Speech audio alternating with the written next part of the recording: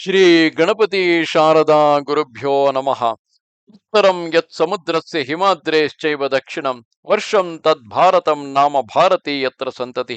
ಶ್ರೋತೃಗಳಿಗೆ ಶ್ರೀ ಸ್ಕಾಂದ ಮಹಾಪುರಾಣದ ಎರಡನೆಯ ವೈಷ್ಣವ ಖಂಡದ ಪುರುಷೋತ್ತಮ ಕ್ಷೇತ್ರ ಮಹಾತ್ಮ್ಯದ ಜೈಮಿನಿ ಋಷಿ ಸಂವಾದದಲ್ಲಿ ಅವಿಮುಕ್ತ ಕ್ಷೇತ್ರ ಏಕಾಮ್ರ ವನ ಸ್ಥಾಪನ ವರ್ಣನವೆಂಬ 12ನೆಯ ಅಧ್ಯಾಯಕ್ಕೆ ಸ್ವಾಗತ.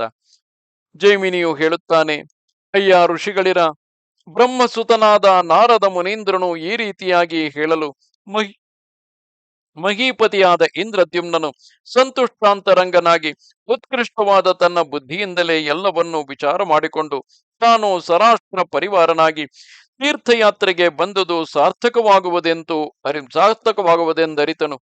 ಆಹಾ, ಅನೇಕ ಜನ್ಮಗಳಿಂದ ನಾನು ಸಂಪಾದಿಸಿದ ಭಾಗ್ಯಕ್ಕೆ ಎಣೆಯುಂಟೆ. ಸಮಸ್ತ ಲೋಕಕ್ಕೂ ಪಿತಾಮಹನೆನಿಸಿದ ಬ್ರಹ್ಮನೇ ನನ್ನ ಈ ವ್ಯವಸಾಯದಲ್ಲಿ ಉದ್ಯುಕ್ತನಾಗಿರುವನಲ್ಲವೇ?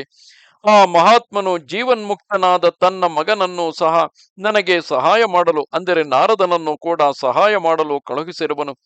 ಮಾನವನಿಗೆ ಸಹಾಯವೆಂತೂ ಒದಗುವುದು, ಅಂತೆಯೇ ಕಾರ್ಯವು ಈಡೇರುವುದು. ಈ ಮಾತನ್ನು ವೃದ್ಧರಾದವರು ಸಮಸ್ತ ಸಭೆಗಳಲ್ಲಿಯೂ ಹೇಳುವುದನ್ನು ನಾನು ಕೇಳಿರುತ್ತೇನೆ ಎಂದು ಆ ದೊರೆಯು ಯೋಚಿಸುತ್ತಾ ಸಭಾಸದರೆಲ್ಲರನ್ನು ಬೀಳ್ಕೊಟ್ಟ ತರುವಾಯ ಆ ನಾರದ ಮುನೀಂದ್ರನನ್ನು ಕೈ ಹಿಡಿದು ಕರೆದುಕೊಂಡು ಅಂತಃಪುರಕ್ಕೆ ಹೋದನು. ಅಲ್ಲಿ ಆ ಮುನಿಯನ್ನು ಶಾಸ್ತ್ರೋಕ್ತವಾಗಿ ಸತ್ಕರಿಸಿ ಹಂಸತೂಲಿಕಾ ತಲ್ಪದಲ್ಲಿ ಆತನೊಡನೆಯೇ ಮಲಗಿ ಪರಸ್ಪರವಾಗಿ ಸಂಭಾಷಣೆಗೈಯುತ್ತಾ ರಾತ್ರಿ ಶೇಷವನ್ನು ಕಳೆದನು. ಆಮೇಲೆ ಬೆಳ್ಳನೆ ಬೆಳಗಾಗಲು ನಿತ್ಯ ಕರ್ಮವನ್ನು ಮುಗಿಸಿಕೊಂಡು ಜಗನ್ನಾಥ ಸ್ವಾಮಿಯನ್ನು ಪೂಜಿಸಿದ ಬಳಿಕ ಮಹಾನದಿಯನ್ನು ದಾಟಿದನು. ಓಢ್ರ ದೇಶಾಧಿಪತಿಯು ಮುಂದೆ ನಡೆದು ಮಾರ್ಗವನ್ನು ತೋರಿಸುತ್ತಿರಲು ಆ ಮಹೀಶ್ವರನು ಸೈನ್ಯ ಸಮೇತನಾಗಿ ಏಕಾಮ್ರ ವನಕ್ಕೆ ಹೋದನು. ಸ್ವಲ್ಪ ದೂರ ನಡೆದು ಹೋದ ಮೇಲೆ ಆ ಭೂಪತಿಯು ಗಂಧವಹೆ ಎಂಬ ಹೆಸರುಳ್ಳದ್ದು, ತಣ್ಣನೆಯ ನೀರುಳ್ಳದ್ದು ಆದ ವೇಗವತಿ ನದಿಯನ್ನು ಜಾಗೃತೆಯಾಗಿ ದಾಟಿ ಪೂರ್ವಾಹ್ನ ಸಮಯಕ್ಕೆ ಸರಿಯಾಗಿ ಕೋಟಿಲಿಂಗೇಶ್ವರನ ಪೂಜಾ ಸಮಯದ ಚರ್ಚರಿ, ಶಂಖ, ಕಹಳೆ, ಮೃದಂಗ, ಮುರಜವೆ ಮೊದಲಾದ ವಾದ್ಯ ಧ್ವನಿಗಳನ್ನೊಳಗೊಂಡ ಮಹಾರಣ್ಯವನ್ನು ಸೇರಿ ದೂರದಿಂದಲೇ ಆ ಧ್ವನಿಯನ್ನು ಕೇಳಿದನು. ಆಗಲಾತನು ಆ ಧ್ವನಿಯು ನೀಲಾಚಲ ನಿವಾಸಿಯಾದ ಮಾಧವನ ಮಂದಿರದಿಂದಲೇ ಹೊರಟು ಬರುತ್ತಿರುವುದಾಗಿ ತಿಳಿದು ಸಂತುಷ್ಟನಾಗಿ ನಾರದ ಮುನಿಯನ್ನು ಕೇಳಿದನು. ಎಲೈ ಮುನಿಯೇ, ಈ ಧ್ವನಿ ಎತ್ತಣದು. ನಾವು ನೀಲಾಚಲ ಶಿಖರದಲ್ಲಿ ನೆಲೆಸಿರುವ ಪರಮೇಶ್ವರನ ಸಮೀಪವನ್ನು ಸಾರಿದೆವೆ. ಈಗ ನಾವು ಆಲಿಸುತ್ತಿರುವುದು ಆ ಭಗವಂತನ ಪೂಜಾ ಸಮಯದ ವಾದ್ಯಗಳ ಸಂಕುಲ ಧ್ವನಿಯೇ, ಅಥವಾ ಮತ್ತಾವುದಾದರೂ ದೇವತಾ ಮೂರ್ತಿಯು ಸಮೀಪದಲ್ಲಿಯೇ ಇರುವುದೇ? ಇಂದ್ರದ್ಯುಮ್ನ ರಾಜನು ಎಂತು ಪ್ರಶ್ನಿಸಲು ಮುನಿಪುಂಗವನಾದ ನಾರದನು ಹೇಳತೊಡಗಿದನು. ಭೋ ರಾಜನ್, ಅತಿ ದುರ್ಲಭವಾದ ಈ ಕ್ಷೇತ್ರವು ಮೂರವೈರಿಯಾದ ಆ ಪರಮಾತ್ಮನಿಂದ ಸಂರಕ್ಷಿತವಾಗಿರುವುದು. ಇಲ್ಲಿ ಭಗವಂತನು ಇರುವುದನ್ನಾದರೂ ತಿಳಿಯಲು ಸಾಧ್ಯವಲ್ಲವು. ಆದರೆ ನೀನು ಭಾಗ್ಯವಂತರಲ್ಲಿ ಶ್ರೇಷ್ಠನಾದವನು. ನಿನ್ನ ಭಾಗ್ಯದ ಮಹತ್ತಿನಿಂದಲೇ ಇಂದ್ರಿಯಗಳನ್ನು ಜಯಿಸಿ ಸನ್ಮಾರ್ಗದಲ್ಲಿಯೇ ನಡೆಯುತ್ತಿರುವ ನಿನ್ನ ಪುರೋಹಿತನು ಬಹು ಕಷ್ಟದಿಂದ ಹೇಗೆಯೋ ಆ ಸ್ವಾಮಿಯನ್ನು ಸಂದರ್ಶಿಸಿದನು. ಅಯ್ಯ ನೃಪಶ್ರೇಷ್ಠನೇ, ನೀನಾದರೂ ಷಡಂಗ ಸಹಿತನು ಸೈನ್ಯ ಸಮೇತನೂ ಆಗಿ ಆ ದೇವನನ್ನು ಕಾಣುವ ಸಾಹಸವನ್ನು ಮಾಡುತ್ತಿರುವೆಯಾದುದರಿಂದ ನಿನಗೇಕೋ ಸಂಶಯವಾಗುತ್ತಿರುವುದು. ನೀಲಾಚಲಮಾದರೂ ಇಲ್ಲಿಗೆ 3ನೆಯ ಯೋಜನದಲ್ಲಿರುತ್ತದೆ. ಈಗ ನೀನು ಧ್ವನಿಯನ್ನು ಆಲಿಸುತ್ತಿರುವುದಾದರೆ ಸರ್ವಾಂತರ್ಯಾಮಿಯಾದ ಗೌರಿಪತಿಯ ಏಕಾಮ್ರವನ ಕ್ಷೇತ್ರವು, ಆ ಗಿರಿಜಾಪತಿಯು ಇಲ್ಲಿಯೇ ಬಹು ಸಮೀಪದಲ್ಲಿಯೇ ಹೆದರಿ ಶರಣಾಗತನಾಗಿ ಬಂದಿರುವನು. ಇಂದ್ರದ್ಯುಮ್ನನು ಕೇಳುತ್ತಾನೆ: ಎಲೈ ನಾರದ ಮುನಿಯೇ, ಪೂರ್ವದಲ್ಲಿ ಯಾವಾತನು ಘೋರವಾದ ತ್ರಿಪುರವನ್ನು ಒಂದೇ ಒಂದು ಬಾಣದಿಂದ ಸುಟ್ಟನು, ಆ ಗೌರೀಶನಾದ ಪರಮೇಶ್ವರನು ಯಾರನ್ನು ಹೇಗೆ ಶರಣು ಹೊಂದಿದನು? ಈ ವಿಷಯದಲ್ಲಿ ನನಗೆ ಆಶ್ಚರ್ಯ ಉಂಟಾಗಿರುವುದು. ದುರ್ಲಭವಾದ ಈ ವೃತ್ತಾಂತವನ್ನು ಕೇಳಲು ನನಗೆ ಇಚ್ಛೆಯುಂಟಾಗಿರುವುದು. ಭವಸಾಗರ ಭೀತರಾದ ಮಾನವರನ್ನು ಸಲಹುವವನಾಗಿ ಪರಮ ಪಾವನವೆನ್ನಿಸಿದ ಆ ಭವನು ಭಯಭೀತನಾದುದೆಂತು? ಆತನನ್ನು ಜಯಿಸುವ ಸಾಮರ್ಥ್ಯವು ಅದಾರಿಗೆ ಇರುವುದು? ನಾರದನು ಹೇಳುತ್ತಾನೆ: ಅಯ್ಯ ಮಹೀಪತಿಯೇ, ಈ ವಿಷಯದಲ್ಲಿ ಪೂರ್ವದಲ್ಲಿ ನಡೆದ ವೃತ್ತಾಂತವೊಂದನ್ನು ಹೇಳುತ್ತೇನೆ ಕೇಳು. ಪೂರ್ವದಲ್ಲಿ ಆ ಪರಶಿವನು ಗೌರಿ ದೇವಿಯ ತಪಸ್ಸಿಗೆ ವಶನಾಗಿ ಬ್ರಹ್ಮಚಾರಿಯಾಗಿ ಬಂದು ಹಿಮವತ್ ಪರ್ವತದಲ್ಲಿ ತನ್ನ ಬ್ರಹ್ಮಚರ್ಯವನ್ನು ತೊರೆದು ಅನಂಗ ಶರಪೀಡಿತನಾಗಿ ಆಕೆಯನ್ನು ಮದುವೆಯಾದನು. ತರುವಾಯ ಆತನು ಮನೋಹರೆಯೂ ಯೌವನೋನ್ಮತ್ತೆಯೂ ಆದ ಆ ದೇವಿಯೊಡನೆ ರಮಿಸುತ್ತಾ ಆಕೆಯ ತಂದೆಯಾದ ಹಿಮವಂತನ ಭವನದಲ್ಲಿ ದೇವಕಾಂಕ್ಷತಗಳಾದ ಭೋಗಗಳನ್ನು ಭೋಗಿಸುತ್ತಿದ್ದನು. ಒಂದಾನೊಂದು ದಿನ ಗೌರಿಯು ಮನೆಯನ್ನು ಬಿಟ್ಟು ಪತಿ ಸಮೀಪಕ್ಕೆ ಹೋಗುತ್ತಿರಲು ಕುಲಸ್ತ್ರೀಯರು ಆಕೆಯ ತಾಯಿಯು ಆಕೆಯನ್ನು ಕುರಿತು ಸಾಮೋಪಾಯ ಪೂರ್ವಕವಾಗಿ ನಸುನಗುತ್ತಾ ಈ ಮಾತನ್ನು ಹೇಳಿದರು. ಆರ್ಯೆ, ವರನಿಗಾಗಿ ವನದಲ್ಲಿ ನೀನು ಮಹತ್ತರವಾದ ತಪಸ್ಸನ್ನು ಮಾಡಿದೆ. ಓ ವರಾನನೆ, ಆದರೇನು, ನೀನು ಕುಲವಿಲ್ಲದ ಗುಣವಿಲ್ಲದ ಮುದುಕನಾದ ವರನನ್ನೇ ಪಡೆದೆ. ಅಂತಹ ಆ ನಿನ್ನ ವರನ ಸನ್ನಿಧಿಯನ್ನು ಹಗಲಿರುಳು ಬಂದು ನೀನು ಬಿಟ್ಟಿರಲಾರೆಯಲ್ಲ. ವತ್ಸೆ, ಅವನಲ್ಲಿ ಯಾವ ಗುಣವಿರುವುದು? ಆ ನಿನ್ನ ಪತಿಯ ಪ್ರಸಾದದಿಂದ ಏನೇನು ಒಡವೆ ವಸ್ತ್ರಗಳನ್ನು ಪಡೆದೆ. ಎಲೋ ಮಂಗಳಾಂಗಿಯೇ, ನೀನು ಬಹಳ ಕಾಲದಿಂದಲೂ ನನ್ನ ಮನೆಯಲ್ಲಿಯೇ ತಂದೆಯೊದಗಿಸಿದ ಭೋಗಗಳಿಂದ ಲಾಲಿತೆಯಾಗಿ ವಾಸ ಮಾಡುತ್ತಿರುವೆ. ಈ ಮೂರು ಲೋಕಗಳಲ್ಲಿ ಯಾವ ಯಾವ ಕನ್ನಿಕೆಯರಿರುವರೋ ಅವರೆಲ್ಲರೂ ಮದುವೆಯಾದ ಬಳಿಕ ತಮ್ಮ ಗಂಡಂದಿರು ಕೊಟ್ಟ ವಸ್ತ್ರ ಭೂಷಣಾದಿಗಳಿಂದ ಅಲಂಕೃತರಾಗಿ ತಂದೆಯ ಮನೆಯನ್ನು ಬಿಟ್ಟು ಅವರವರ ಮನೆಗಳಿಗೆ ಹೋಗುತ್ತಾರೆಂದು ನಾವು ಕೇಳಿರುತ್ತೇವೆ. ಎಲೋ ಭದ್ರೆ, ನಾನಾದರೂ ಪಿತೃದೇವತೆಗಳ ಮಾನಸಿ ಕನ್ಯೆಯು. ನಿನ್ನ ತಂದೆಯಾದ ಹಿಮವಂತನು ನನ್ನನ್ನು ಪಿತೃಲೋಕದಲ್ಲಿಯೇ ಪರಿಣಯವಾಗಲು ನಾನು ಇಲ್ಲಿಗೆ ತಂದೆನು. ವತ್ಸೆ, ನಾನು ಈ ರೀತಿ ಹೇಳಿದುದು ಪರಿಹಾಸಕ್ಕಾಗಿಯೇ ಹೊರತು ಯಥಾರ್ಥವಲ್ಲ. ಇದರಿಂದ ನೀನು ಕೋಪಗೊಂಡು ಕಣ್ಣುಗಳನ್ನು ಕೆಂಪಡರಿಸಿಕೊಂಡು ಅಳಿಯನಿಗೆ ಈ ವಿಚಾರವೆಲ್ಲವನ್ನು ಹೇಳಬೇಡ. ಆತನು ಸಾಕ್ಷಾತ್ ವಿಷ್ಣುವಿಗೆ ಸಮಾನನಾದವನೆಂದು ನನ್ನ ಅಭಿಪ್ರಾಯವು. ನಾರದನು ಹೇಳುತ್ತಾನೆ, ಎಲೈ ಇಂದ್ರದ್ಯುಮ್ನ ಮಹೀಪಾಲ, ಈ ತನ್ನ ತಾಯಿಯು ಈ ರೀತಿ ನುಡಿದ ಮಾತುಗಳನ್ನು ಕೇಳಿ ಆ ಗೌರಿಯು ಭರ್ತೃನಿಂದಾಪರವಾದ ಆ ಮಾತುಗಳಿಗೆ ಒಳಗೆ ಮರುಗಿ ಕೋಪದಿಂದ ತುಟಿಗಳು ಅದುರುತ್ತಿದ್ದರು ಯಾವ ಮಾತನ್ನು ಆಡಲಿಲ್ಲವು. ಆಕೆಯು ತನ್ನ ಪ್ರಿಯನಾದ ಶಂಕರನ ಬಳಿಗೈದು ಭರ್ತೃನಿಂದ ರೂಪವಾದ ತನ್ನ ತಾಯಿಯು ಹೇಳಿದ ಮಾತುಗಳನ್ನು ಕಠಿಣವಾಗಿಯೂ ಆದರೂ ಸ್ನೇಹಪೂರ್ವಕವಾಗಿ ಮಿತವಾದ ಮಾತುಗಳಿಂದ ಆತನಿಗೆ ಈ ರೀತಿ ತಿಳಿಸಿದಳು. ಭೋ ಸ್ವಾಮಿನ್, ಈ ಶ್ವಶುರ ಗ್ರಹ ನಿವಾಸವು ಎಂತಹ ಅಲ್ಪರಿಗೂ ಸಹ ಯುಕ್ತವಾದುದಲ್ಲವು ಎಂದ ಮೇಲೆ ಮೂರು ಲೋಕಗಳಿಗೂ ಗುರುವಾದ ನಿನಗೇತಕ್ಕೆ. ಆದುದರಿಂದ ನಾವೀರ್ವರು ಇಲ್ಲಿ ವಾಸ ಮಾಡುವುದು ನನಗೆ ಪ್ರಿಯವಲ್ಲವು.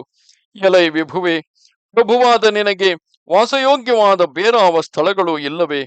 ಶಿವೆಯು ಈ ರೀತಿ ಹೇಳಲು ಭಗವಂತನಾದ ಆ ವೃಷಭಧ್ವಜನು ಒಡನೆಯೇ ಆಕೆಯೊಡನೆ ವೃಷಭವನ್ನೇರಿ ಬಹು ಜಾಗ್ರತೆಯಾಗಿ ಮಧ್ಯ ದೇಶಕ್ಕೆ ಬಂದನು.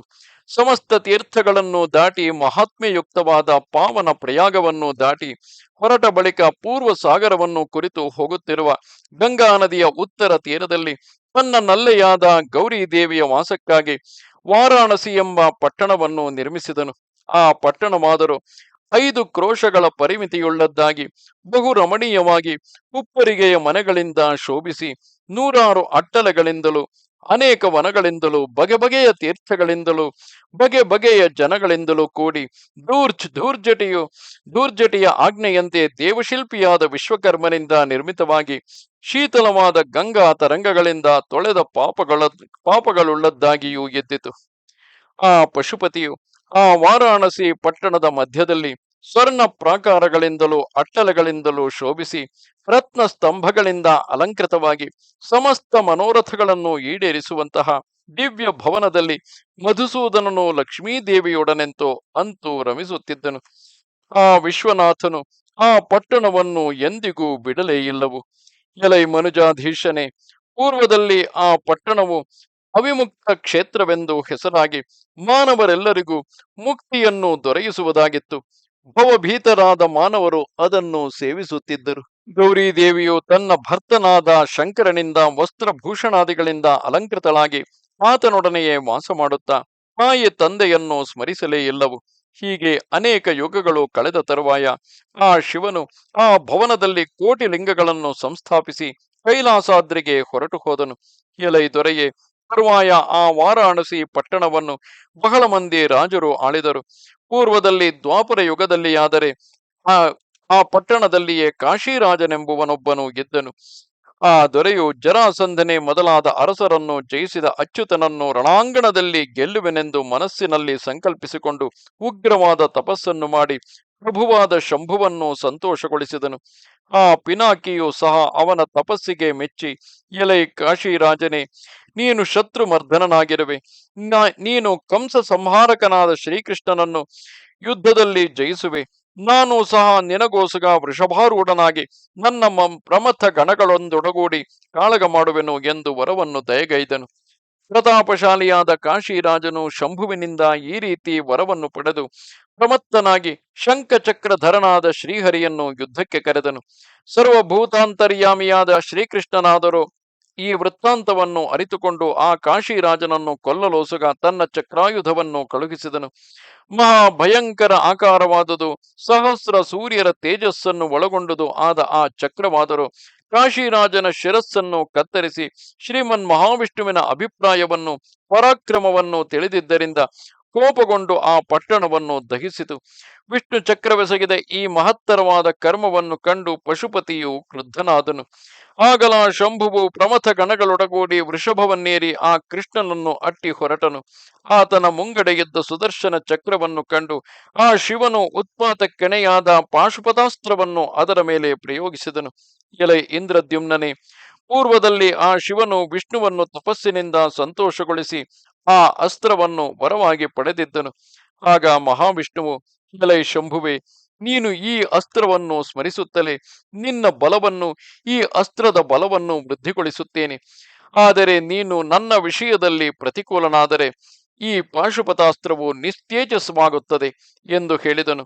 ಅದರಂತೆ ಶಂಭುವು ವಿಷ್ಣುವಿಗೆ ಪ್ರತಿಕೂಲನಾದುದರಿಂದ ಘೋರವಾದ ಆ ಪಾಶುಪತಾಸ್ತ್ರವು ಪ್ರಭೆಯಿಲ್ಲದುದಾಯಿತು. ವಾರಾಣಸಿ ಪಟ್ಟಣವು ಮೊದಲೇ ಸುಟ್ಟು ಹೋಗಿದ್ದಿತು. ಇದರಿಂದ ಆ ವೃಷಭಧ್ವಜನು ಭಯಭೀತನಾಗಿ ಜಗತ್ತಿಗೆ ಆದಿದೇವನು ಪುರಾಣ ಪುರುಷನು ಆದ ಆ ಪುರುಷೋತ್ತಮನನ್ನು ಈ ಪ್ರಕಾರವಾಗಿ ಸ್ತುತಿಸಿದನು. ಮಹಾದೇವನು ಹೇಳುತ್ತಾನೆ, ಓ ನಾರಾಯಣ, ಪರಧಾಮನು, ಪರಮಾತ್ಮನು, ಪರಾತ್ಪರನು, ಸಚ್ಚಿದಾನಂದ ವೈಭವವುಳ್ಳವನು, ನಿರಂಜನನು ಆದ ನಿನಗೆ ನಮಸ್ಕಾರವು. ಈ ಜಗತ್ತಿಗೆ ಕಾರಣನಾಗಿ ಸತ್ವ ರಜಸ್ತಮೋ ಗುಣ ಭೇದಗಳಿಂದ ಸೃಷ್ಟಿಯೇ ಮೊದಲಾದ ಕಾರ್ಯಗಳನ್ನು ಮಾಡುವವನು, ನಿಜ ಮಾಯೆಯಿಂದ ಗುಪ್ತನಾಗಿರುವವನು, ಸ್ವಪ್ರಕಾಶನು ಆದ ನಿನಗೆ ನಮಸ್ಕಾರವು. ಎಲೈ ಹರಿಯೇ, ಒಳಗಿಲ್ಲದೆ ಹೊರಗಿಲ್ಲದೆ ಒಳಗೂ ಹೊರಗೂ ಇರುವವನಾಗಿ, ಬಹಳ ದೂರದಲ್ಲಿದ್ದರೂ ಭಕ್ತರಿಗೆ ಬಹಳ ಸಮೀಪದಲ್ಲಿ ಆಶ್ರಯವನ್ನು ಕೊಡುವವನಾಗಿ, ಗುರುವಾಗಿಯೂ ಲಘುವಾಗಿಯೂ ಸ್ಥಿರನಾಗಿಯೂ ಅಣುವಾಗಿಯೂ ಮಹತ್ತಾಗಿಯೂ ಇರುವೆ. ನಿನಗೆ ನಮೋ ನಮಃ. ಯಾವ ನಿನ್ನ ಅಪಾಂಗ ವಿಲಾಸದಿಂದ ಕೋಟ್ಯಂತರ ಚತುರಾನನರು, ನನ್ನಂತಹ ಅಸಂಖ್ಯಾತ ಶಿವರು ಉತ್ಪನ್ನರಾಗುವರು, ಅಂತಹ ಸಮಾನರಹಿತನು ಕಾಲಸ್ವರೂಪನು ಆದ ನಿನಗೆ ನಮಸ್ಕಾರವು. ನಿನ್ನ ಒಂದೊಂದು ರೋಮದಲ್ಲಿಯೂ ಬ್ರಹ್ಮಾಂಡ ಸಮೂಹಗಳನ್ನೇ ಒಳಗೊಂಡಿರುವವನು, ಅಳತೆಗೆ ನಿಲುಕದ ಶರೀರವುಳ್ಳವನು, ವಿಶ್ವಾತ್ಮನು ಆದ ನಿನಗೆ ನಮಸ್ಕಾರವು. ನಿನ್ನ ಕಾಲ ಪರಿಮಾಣದಿಂದಲೇ ಬ್ರಹ್ಮನ ಪ್ರಳಯೋದ್ಭವಗಳನ್ನು, ಮನ್ವಂತರಾದಿಗಳನ್ನು ಘಟನೆ ಮಾಡುವ ನಿನಗೆ ನಮಸ್ಕಾರವು. ಎಲೈ ನಾಥನೇ, ನಾನು ತಮಸ್ಸಿನಿಂದ ಸೃಷ್ಟನಾಗಿರುವೆನು. ಆದುದರಿಂದ ನಿನ್ನ ಪ್ರಭಾವವನ್ನು ತಿಳಿಯದವನಾಗಿದ್ದೇನೆ. ಆದುದರಿಂದ ನನ್ನ ಅಪರಾಧವನ್ನು ಕ್ಷಮಿಸಿ ಶರಣಾಗತನಾಗಿರುವ ನನ್ನನ್ನು ಕಾಪಾಡು. ತ್ರಿಪುರಗಳನ್ನು ದಹಿಸಿದ ಆ ವೃಷಭ ಧ್ವಜ ನಿಂತು ಸ್ತೋತ್ರ ಮಾಡಲು ಆ ಅಧೋಕ್ಷಜನು ಚಿತ್ರರೂಪವನ್ನು ತ್ಯಜಿಸಿ ಪ್ರಸನ್ನ ವದನನು, ಕಾಂತಿಯಿಂದ ಕಂಗೊಳಿಸುವವನು, ಶಂಖಚಕ್ರ ಗದಾಧರನು, ಗರುಡನ ಮೇಲೆ ಪದ್ಮಾಸನಾಸೀನನು, ವನಮಾಲಾ ವಿಭೂಷಿತನು, ಹಾರ ಕುಂಡಲ ಕೇಯೂರ ಮುಕುಟಗಳೇ ಮೊದಲಾದ ಭೂಷಣಗಳಿಂದ ಉಜ್ವಲನು, ಎಡದೊಡೆಯ ಮೇಲೆ ಲಕ್ಷ್ಮಿಯನ್ನು, ಬಲಗಡೆಯಲ್ಲಿ ಸತ್ಯಭಾಮಾದೇವಿಯನ್ನು ಕುಳ್ಳಿರಿಸಿಕೊಂಡು ಮೋಡದ ಕೃಷ್ಣ ಕಾಂತಿಯನ್ನು ತಳೆದ ದೇಹವುಳ್ಳವನಾಗಿ ಅಲ್ಲಿಯೇ ಪ್ರತ್ಯಕ್ಷನಾಗಿ ಕರುಣಾ ಸಮುದ್ರನಾದರೂ ಹೆದರಿರುವ ಆ ಗಿರಿಜಾಪತಿಯನ್ನು ಕುರಿತು ಕೋಪಗೊಂಡವನಂತೆ ಈ ರೀತಿಯಾಗಿ ಹೇಳಿದನು. ಶ್ರೀ ಭಗವಂತನು ಹೇಳುತ್ತಾನೆ, ಎಲೈ ಶಂಭುವೆ, ಇಷ್ಟು ಕಾಲದ ಮೇಲೆ ನಿನಗಿಂತಹ ದುರ್ಬುದ್ಧಿಯುಂಟಾದುದು ಹೇಗೆ? ನೃಪತಿ ಕೀಟ ನೆನೆಸಿದ ಈ ಕಾಶಿರಾಜನ ಸಲುವಾಗಿ ನೀನು ನನ್ನೊಡನೆ ಯುದ್ಧ ಮಾಡಲು ಬಂದೆಯಲ್ಲವೇ? ಎಲೈ ಧೂರ್ಜಟಿಯೇ, ನೀನು ನನ್ನ ಪ್ರಭಾವಗಳಷ್ಟನ್ನು ತಿಳಿದಿಲ್ಲ. ನಿನ್ನ ಪಾಶುಪತಾಸ್ತ್ರವು ಸುರಾಸುರರಿಂದಲೂ ಜಯಿಸಲಸದಳವಾದುದೆಂಬುದು ದಿಟವೇ ಸರಿ. ನನ್ನ ಕ್ರೋಧ ರೂಪವಾದ ಈ ಚಕ್ರವು ನಿನ್ನನ್ನು ಕ್ಷಮಿಸುವುದಿಲ್ಲವೆಂದ ಬಳಿಕ ನನ್ನನ್ನು ತಿರಸ್ಕರಿಸಿ ನಡೆಯುವವನು ನಿನ್ನನ್ನು ಬಿಟ್ಟರೆ ಮತ್ತಾರು ಇರುವರು? ಪೂರ್ವದಲ್ಲಿ ಅನೇಕ ತಪಸ್ಸುಗಳನ್ನು ಮಾಡಿ ನನ್ನ ಶರೀರದಿಂದಲೇ ಊರ್ಜಿತನಾಗಿರುವ ನೀನು ಈಗ ಗೌರಿಯೊಡನೆ ಚಿರಕಾಲ ರಮಿಸಲು ಬಯಸುವೆಯಾದರೆ ಈ ವಾರಾಣಸಿ ಪಟ್ಟಣವು ಚಿರಸ್ಥಾಯಿಯಾಗಿರಲು ಅಪೇಕ್ಷಿಸುವೆಯಾದರೆ ನನ್ನ ಹೆಸರಿನಿಂದ ಶ್ರೀ ಪುರುಷೋತ್ತಮವೆಂದು ಭೂಮಂಡಲದಲ್ಲಿ ವಿಖ್ಯಾತವಾದ ಕ್ಷೇತ್ರ ಹೊಂದಿರುವುದು. ಅದು ದಕ್ಷಿಣ ಸಮುದ್ರದ ತೀರದಲ್ಲಿ ನೀಲಾಚಲದಿಂದ ಅಲಂಕೃತವಾಗಿರುವುದು. ವಿರಜ ಮಂಡಲದವರೆಗೂ 10 ಯೋಜನಗಳ ವಿಸ್ತಾರವಾಗಿರುವುದು. ಆ ಕ್ಷೇತ್ರವು ಚಿತ್ರೋತ್ಪಲ ನದಿಯಿಂದ ಮೊದಲುಗೊಂಡು ದಕ್ಷಿಣ ಸಮುದ್ರದವರೆಗೂ ದಕ್ಷಿಣ ಸಮುದ್ರದವರೆಗೂ ಹರಡಿರುವ ಭೂಪ್ರದೇಶವಾಗಿರುತ್ತದೆ. ಅಲ್ಲಿರುವ ನೀಲಾಚಲದ ಒಂದೊಂದು ಅಡಿಯು ಶ್ರೇಷ್ಠತಮವಾಗಿ ಮೋಕ್ಷಪ್ರದವಾಗಿರುವುದು. ಆ ನೀಲಾಚಲದಲ್ಲಿಯೇ ನಾನು 4 ದೇಹಗಳನ್ನು ಧರಿಸಿ ನೀಲಮಣಿಮಯನಾಗಿರುವೆನು. ಅಲ್ಲಿಗೆ ಉತ್ತರ ದಿಕ್ಕಿನಲ್ಲಿಯೇ ಏಕಾಮ್ರವೆಂದು ಹೆಸರಾದ ವನವಿರುವುದು. ಎಲೈ ತ್ರಿಪುರಾಂತಕನೇ, ನೀನು ಆ ವನದಲ್ಲಿ ಪಾರ್ವತಿಯೊಡನೆ ನಿರ್ಭಯವಾಗಿ ವಾಸ ಮಾಡಿಕೊಂಡಿರು. ನನ್ನ ಆಜ್ಞೆಯಿಂದ ಸಮಸ್ತ ಲೋಕಗಳನ್ನು ಸೃಜಿಸುವ ಬ್ರಹ್ಮದೇವನು ಆ ವನದಲ್ಲಿ ನಿನ್ನನ್ನು ಕೋಟಿ ಲಿಂಗಗಳಿಗೆ ರಾಜನನ್ನಾಗಿ ಅಭಿಷೇಕ ಮಾಡುವನು. ಸರ್ವತೀರ್ಥಮಯವಾದ ಈ ಮಣಿಕರ್ಣಿಕೆಯಲ್ಲಿ ನೀನು ನಿನ್ನ ಈ ಅಹಂಕಾರವೆಲ್ಲವನ್ನೂ ತೊರೆದು ನಿನ್ನ ಪರಿವಾರದೊಡನೆ ಅಲ್ಲಿಗೆ ಹೊರಡುವವನಾಗು. ನಾರದನು ಹೇಳುತ್ತಾನೆ, ಎಲೈ ಇಂದ್ರದ್ಯುಮ್ನನೇ, ವಾಸುದೇವನು ಈ ರೀತಿ ಅಪ್ಪಣೆ ಮಾಡಲು ಆ ಮುಕ್ಕಣ್ಣನು ತಲೆಬಾಗಿ ಕೈಗಳನ್ನು ಮುಗಿದು ಮಧುಸೂದನನನ್ನು ಕುರಿತು ಈ ರೀತಿ ಹೇಳಿದನು. ಮಹಾದೇವನು ಹೇಳುತ್ತಾನೆ, ದೇವದೇವ ಜಗನ್ನಾಥ ಪ್ರಭು, ನೀನು ಶರಣು ಹೊಕ್ಕವರನ್ನು ಕಾಪಾಡುವವನು. ಎಲೈ ಜಗತ್ಪತಿಯೇ, ನಿನ್ನ ಅಪ್ಪಣೆಯನ್ನು ಪಾಲಿಸುವುದು ನನಗೆ ಶ್ರೇಯ ಕಾರಣವು. ದೇವ, ನಾನು ಯಾವ ಗರ್ವವನ್ನು ಮಾಡಿದೆನೋ ಆ ಚಿತ್ತ ಚಾಂಚಲ್ಯಕ್ಕೆ ಕಾರಣವು ನಿನ್ನ ಅನುಗ್ರಹವೇ ಹೊರತು ಬೇರೆಯಲ್ಲವು. ನೀನು ಯಾವ ಪುರುಷೋತ್ತಮ ಕ್ಷೇತ್ರಕ್ಕೆ ಹೋಗೆಂದು ಅಪ್ಪಣೆ ಮಾಡಿದೆಯೋ ಅದನ್ನು ಶಿರಸ ಧಾರಣೆ ಮಾಡಿ ಮುಕ್ತಿಪ್ರದವೂ ಮಂಗಳಕರವೂ ಆದ ಆ ಕ್ಷೇತ್ರಕ್ಕೆ ಈಗಲೇ ಹೊರಡುವೆನು. ಈಗ ನೀನು ನನ್ನನ್ನು ಅನುಗ್ರಹಿಸಲೋಸುಗ ಒಂದು ಸಮಯವನ್ನು ಮಾಡಬೇಕು. ನನ್ನ ಕ್ಷೇತ್ರವಾದ ಆ ಪುರುಷೋತ್ತಮ ಕ್ಷೇತ್ರವನ್ನು ನೀನೇ ಸಂರಕ್ಷಿಸಬೇಕು. ಆ ಕ್ಷೇತ್ರವು ಈ ವಾರಾಣಸಿ ಕ್ಷೇತ್ರದಂತೆ ಮತ್ತೆ ನಾಶವಾಗದಿರಲಿ. ಎಲೈ ಇಂದ್ರದ್ಯುಮ್ನನೇ, ಈ ರೀತಿ ಪೂರ್ವದಲ್ಲಿ ಈ ಕ್ಷೇತ್ರವು ಮಹಾದೇವನಿಂದಲೇ ನಿರ್ಮಾಣವಾಯಿತು. ಇಲ್ಲಿಯೇ ಬ್ರಹ್ಮದೇವನು ಬಲರಾಮ ಲಕ್ಷ್ಮಿಯರೊಡಗೂಡಿ ಪುರುಷೋತ್ತಮನನ್ನು ಅರ್ಚಿಸುತ್ತಾ ಸಾಕ್ಷಾತ್ ಉಮಾಕಾಂತನನ್ನು ಸ್ಥಾಪಿಸಿದನು. ನಾವು ಅಲ್ಲಿಗೆ ಹೋಗಿ ಬಲವತ್ತರವಾದ ಕತ್ತಲ ಮೊತ್ತದಲ್ಲಿ ಬೆಳಗುತ್ತಿರುವ ತ್ರಿಪುರ ನಾಶಕನು ಗಿರಿಜಾಪತಿಯೂ ಆದ ಆ ಪ್ರಭುವನ್ನು ಸಂದರ್ಶಿಸೋಣ. ಶಾಂಭವ ಕ್ಷೇತ್ರವು ಯಾವುದುಂಟು ಅದು ತಮಸ್ಸನ್ನು ನಾಶಗೊಳಿಸುವಂತಹುದಾಗಿ ಶ್ರೇಷ್ಠವೆನಿಸಿರುವುದು. ವಿರಜ ಮಂಡಲವಾದರೂ ರಜಸ್ಸನ್ನು ತೊಳೆಯುವಂತಹ ಕ್ಷೇತ್ರವಾಗಿ ಶ್ರೇಯಸ್ಸಾಧಕವಾಗಿರುವುದು. ಸತ್ವೋದ್ರಿಕ್ತವಾಗಿರುವುದರಿಂದ ಪುರುಷೋತ್ತಮ ಕ್ಷೇತ್ರವು ಮುಕ್ತಿಪ್ರದವೆಂದು ಪ್ರಸಿದ್ಧವಾಗಿರುವುದು. ಎಲೈ ರಾಜೇಂದ್ರನೇ, ಈ ಭೂಮಂಡಲದಲ್ಲಿ ಇತರ ಯಾವ ಯಾವ ಕ್ಷೇತ್ರಗಳಿರುವವು ಅವುಗಳೆಲ್ಲವೂ ಈ ಕ್ಷೇತ್ರದಿಂದ ಮುಕ್ತಿಯನ್ನು ಕೊಡುವವುಗಳಾಗಿರುತ್ತವೆ. ಈ ಕ್ಷೇತ್ರವನ್ನು ಸಂದರ್ಶಿಸುವುದಾದರೆ ಮುಕ್ತಿಯು ಖಂಡಿತವಾಗಿ ದೊರೆಯುತ್ತದೆ. ಎಲೈ ಮಹಾರಾಜನೇ, ಈ ಪುರುಷೋತ್ತಮ ಕ್ಷೇತ್ರವು ಪಾಪ ಕರ್ಮಗಳಿಂದ ಬುದ್ಧಿಯು ಕದಡಿ ಹೋಗಿರುವವರಿಗೆ ನಂಬುಗೆಯಾಗುವುದಿಲ್ಲವು. ಇದು ಚಕ್ರಪಾಣಿಯಾದ ಆ ಪರಮಾತ್ಮನ ರಹಸ್ಯ ಸ್ಥಾನವಾಗಿರುವುದು. ಈ ರೀತಿ ನುಡಿದ ನಾರದನ ನುಡಿಗಳನ್ನು ಕೇಳಿ ಇಂದ್ರದ್ಯುಮ್ನ ರಾಜನು ಸಂತುಷ್ಟ ಮಾನಸನಾಗಿ ಆಶ್ಚರ್ಯದಿಂದ ಅರಳಿದ ಕಂಗಳುಳ್ಳವನಾಗಿ ಆ ಮುನಿಶಾರ್ದೂಲನನ್ನು ಕುರಿತು ಹೇಳಿದನು. ಓ ಬ್ರಹ್ಮನ್, ಸಾಧು ಸಾಧು, ಯಾವ ಕ್ಷೇತ್ರದಲ್ಲಿ ಉಮಾಪತಿಯು ನೆಲೆಸಿ ಪುರುಷೋತ್ತಮನು ಪಾಲಕನಾಗಿರುವನೋ ಅಂತಹ ಪರಮಪಾವನವಾದ ಕ್ಷೇತ್ರವನ್ನು ನನಗೆ ತಿಳಿಸಿದೆ. ದಾರಿಯು ಬಹಳ ವಕ್ರವಾಗಿದ್ದರೂ ನಾವು ಅವಶ್ಯವಾಗಿಯೂ ಅಲ್ಲಿಗೆ ಹೋಗೋಣ. ನಾವು ಉದ್ದೇಶಿಸಿರುವ ಇಷ್ಟ ಪ್ರಾಪ್ತಿಗೆ ಈ ಕ್ಷೇತ್ರ ಸಂದರ್ಶನವು ಮಹತ್ತರವಾದ ಕಾರಣವಷ್ಟೇ. ಜೈಮಿನಿಯು ಹೇಳುತ್ತಾನೆ, ಎಲೈ ಋಷಿಗಳಿರ, ತರುವಾಯ ಆ ಇಂದ್ರದ್ಯುಮ್ನ ಭೂಪಾಲನು ನಾರದ ಮುನೀಂದ್ರನು ಮಧ್ಯಾಹ್ನ ಸಮಯಕ್ಕೆ ತಮ್ಮ ಸೇನೆ ಪರಿವಾರಗಳೊಡನೆ ಏಕಾಮ್ರ ವನವನ್ನು ಸೇರಿದರು. ಅಲ್ಲಿ ಆ ದೊರೆಯು ಬಿಂದ್ ತೀರ್ಥದಲ್ಲಿ ಸ್ನಾನ ಮಾಡಿ ಅದರ ತೀರದಲ್ಲಿರುವ ಪುರುಷೋತ್ತಮನನ್ನು ಶಾಸ್ತ್ರೋಕ್ತವಾಗಿ ಪೂಜಿಸಿ ಆಮೇಲೆ ಕೋಟಿಲಿಂಗೇಶ್ವರ ದೇವಾಲಯಕ್ಕೆ ಹೋದನು.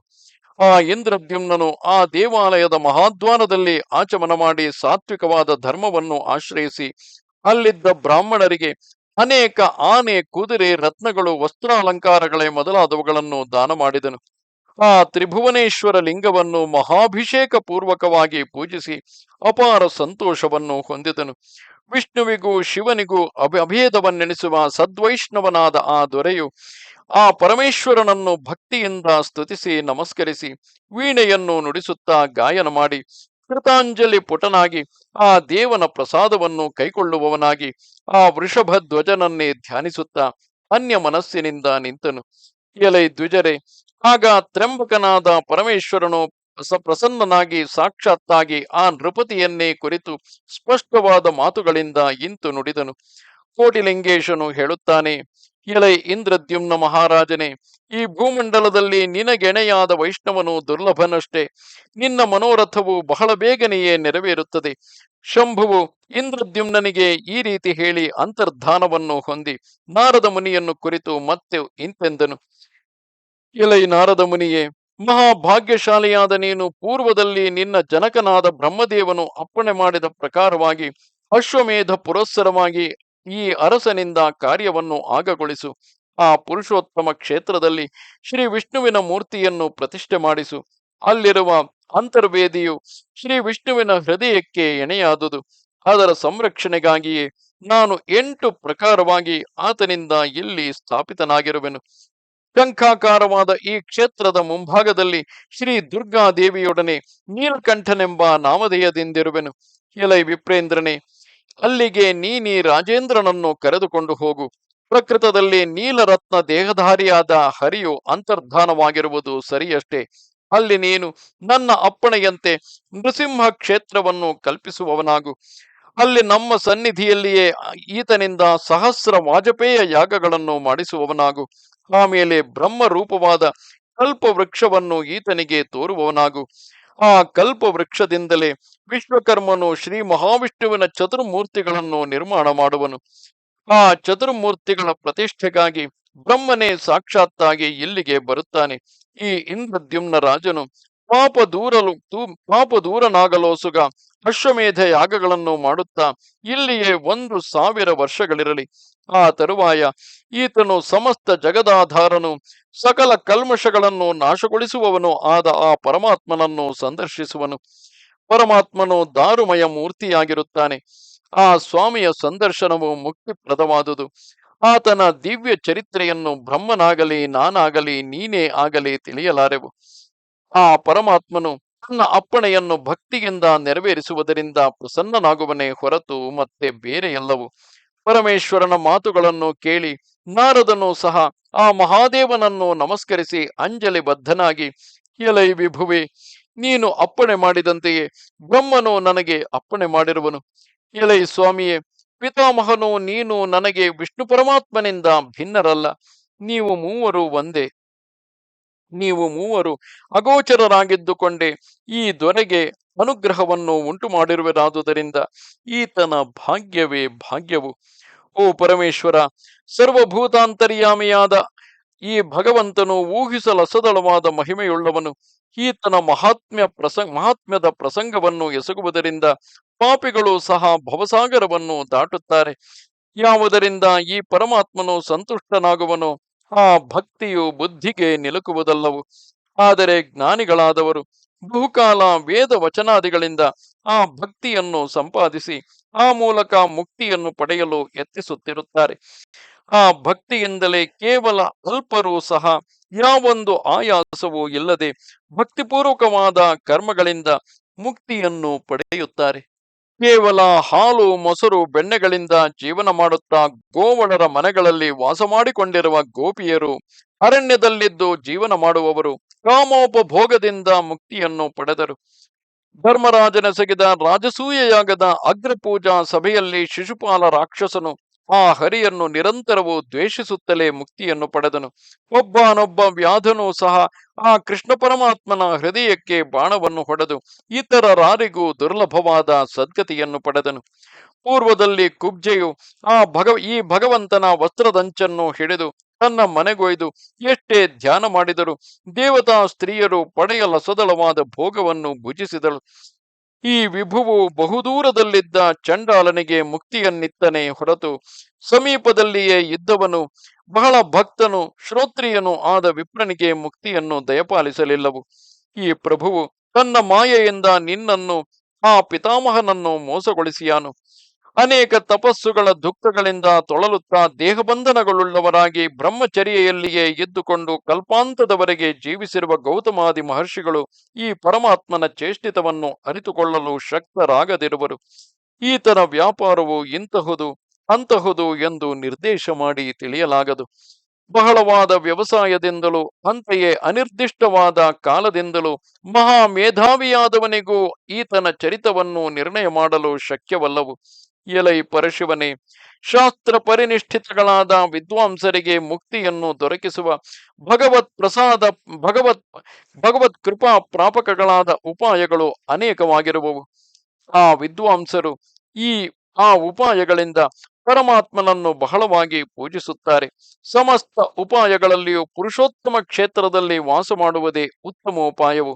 ಈ ರೀತಿಯಾದ ಕ್ಷೇತ್ರವಾಸವು ಒಳ್ಳೆಯ ಗೆಳೆಯನಂತೆ ಸ್ವಾಮಿ ಸಾಯುಜ್ಯವನ್ನು ದೊರಕಿಸುತ್ತದೆ. ಆದುದರಿಂದ ಈ ಮಾಯೆಯನ್ನು ಹೊಂದಲಿರುವ ಉಪಾಯವೇನು ಗುಟ್ಟಿನದಲ್ಲ. ಈ ಪುರುಷೋತ್ತಮ ಕ್ಷೇತ್ರದಲ್ಲಿ ಈತನೊಡನೆಯೇ ವಾಸ ಮಾಡುವುದು ಸುರಕ್ಷಿತವಾದುದು. ಅದು ಸಹ ಈ ಇಂದ್ರದ್ಯುಮ್ನ ಪ್ರಸಂಗದಿಂದ ಎಲ್ಲರಿಗೂ ಲಭ್ಯವಾಗುತ್ತದೆ. ಆದುದರಿಂದ ಎಲೈ ದೇವೇಶ್ವರ, ನನಗೀಗ ಅಪ್ಪಣೆ ಕೊಡು. ಸೈನ್ಯ ಸಮೇತನಾದ ಈ ದೊರೆಯನ್ನು ಸಮೀಪದಲ್ಲಿಯೇ ನೆಲೆಗೊಳಿಸಿ ಅಶ್ವಮೇಧ ಯಾಗಕ್ಕೆ ದೀಕ್ಷೆಯನ್ನು ಕೈಕೊಳ್ಳುವಂತೆ ಮಾಡಿ ವೃಷಭಧ್ವಜನಾದ ನಿನ್ನ ಅಡಿಗಳ ಬಳಿಗೈದುವೆನು. ಜೈಮಿನಿಯು ಹೇಳುತ್ತಾನೆ, ಎಲೈ ಋಷಿಗಳಿರ, ನಾರದನು ಎಂತು ನುಡಿಯಲು ಆ ಮಹಾದೇವನು ಅಂತೆಯೇ ಆಗಲೆಂದು ಹೇಳಿ ಒಂದು ಕ್ಷಣಕಾಲದಲ್ಲಿಯೇ ಅಂತರ್ಧಾನನಾದನು. ಆ ಬಳಿಕಲ ದೇವಮುನಿಯೂ ಸಹ ಇಂದ್ರದ್ಯುಮ್ನನ ರಥದಲ್ಲಿ ಕುಳಿತು ಉತ್ತಮ ಕ್ಷೇತ್ರವಾದ ಪುರುಷೋತ್ತಮಕ್ಕೆ ಪ್ರಯಾಣ ಬೆಳೆಸಿದನು. ಮಾರನೆಯ ದಿನ ಆ ದೊರೆಯು ಬಹಳ ವಿಸ್ತಾರವಾಗಿಯೂ ಜಲಾಶಯಗಳಿಂದಲೂ ವಿವಿಧ ವೃಕ್ಷಗಳಿಂದಲೂ ಕೂಡಿದುದಾಗಿಯೂ ಇರುವ ಕಪೋದೇಶ ಸ್ಥಳವನ್ನು ಸೇರಿದನು. ಸಾಗರದ ಪೂರ್ವ ತೀರದಲ್ಲಿ ಬಿಲ್ಲೇಶ್ವರನು ನೆಲೆಸಿರುವನು. ಅಲ್ಲಿಯೇ ಸೇನಾ ನಿವೇಶ ಮಾಡಲು ಯೋಗ್ಯವಾಗಿದೆ ಎಂದು ಮಂತ್ರಿಯು ಅರಿಕೆ ಮಾಡಿದನು. ದೊರೆಯು ಬಿಲ್ಲೇಶ್ವರ ಕಪೋತೇಶ್ವರರನ್ನು ಪೂಜಿಸಿದ ತರುವಾಯ ಯಥಾಯೋಗ್ಯವಾಗಿ ಆ ಸ್ಥಳಕ್ಕೆ ತಕ್ಕಂತೆ ಸೇನೆಯನ್ನು ಅಲ್ಲಿ ನೆಲೆಗೊಳಿಸಿದನು. ತರುವಾಯ ಆ ಬುದ್ಧಿಶಾಲಿಯು ಬ್ರಹ್ಮಸೂನುವಾದ ನಾರದನೊಡನೆ ರಥಾರೂಢನಾಗಿ ನೀಲಾಚಲ ನಿವಾಸಿಯಾದ ಮಹಾವಿಷ್ಣುವನ್ನು ಮನಸ್ಸ ವಚಸ ಧ್ಯಾನಿಸುತ್ತಲೂ ಕೀರ್ತಿಸುತ್ತಲೂ ಆ ಹರಿಯ ಸನ್ನಿಧಿಯನ್ನು ಕುರಿತು ಹೊರಟನು. ಇಲ್ಲಿಗೆ ಶ್ರೀ ಸ್ಕಾಂದ ಮಹಾಪುರಾಣದ 2ನೆಯ ವೈಷ್ಣವ ಖಂಡದ ಪುರುಷೋತ್ತಮ ಕ್ಷೇತ್ರ ಮಹಾತ್ಮ್ಯದ ಜೈಮಿನಿ ಋಷಿ ಸಂವಾದದಲ್ಲಿ ಅವಿಮುಕ್ತ ಕ್ಷೇತ್ರ ಏಕಾಮ್ರ ವನ ಸ್ಥಾಪನ ವರ್ಣನವೆಂಬ 12ನೆಯ ಅಧ್ಯಾಯವು ಮುಗಿದುದು. ನಮಸ್ತೆ ಶಾರದೆ ದೇವಿ ಕಾಶ್ಮೀರ ಪುರವಾಸಿನಿ ತ್ವಾಮಹಂ ಪ್ರಾರ್ಥೆಯೇ ನಿತ್ಯಂ ವಿದ್ಯಾದಾನಂಚ ದೇಹಿಮೆ. ನಮಸ್ಕಾರ.